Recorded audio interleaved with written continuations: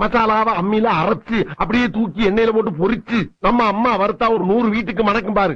அந்த மாதிரி கமகமகமகமகம சமைச்சு மண்டைய மாமனுக்கு வாழைய மருமனுக்கு நடு துண்ட உன் தம்பிக்கும் தனியா பொரிச்சு கொடுக்குற. எனக்கா இன்னைக்கு சமையல பின்னு பின்னு பின்ற. இதுலதான் உன் தம்பி மேல எவ்வளவு பாசமா இருக்குன்றத பாக்க போறேன். அத்தை நான் மீன் குழம்பு வைக்கிறேன் அத்தை. கொஞ்சம் இருந்தா வந்துடுறேன். எங்கடா போற? மீனை வாங்கின வேட்டை கொடுத்துட்டு பக்கத்து தேட்டர்ல என் தலைவர் எம்ஜிஆர் படம் போட்டுருக்கேன், பாத்து காலைல வரந்தாயி.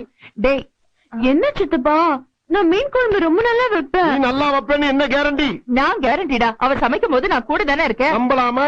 நம்பலாம். சரிதா வச்சு கொடுத்தா நீயே வாங்கிக்கோ.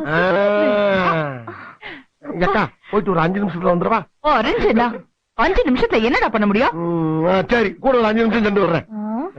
மீனை பச்சையா பாக்கும் போதே நாக்கு துடியா துடிக்குதே. ஏன்டா பூனை கருவாடு கலையிற மாதிரி அலையிற? போடா போடா.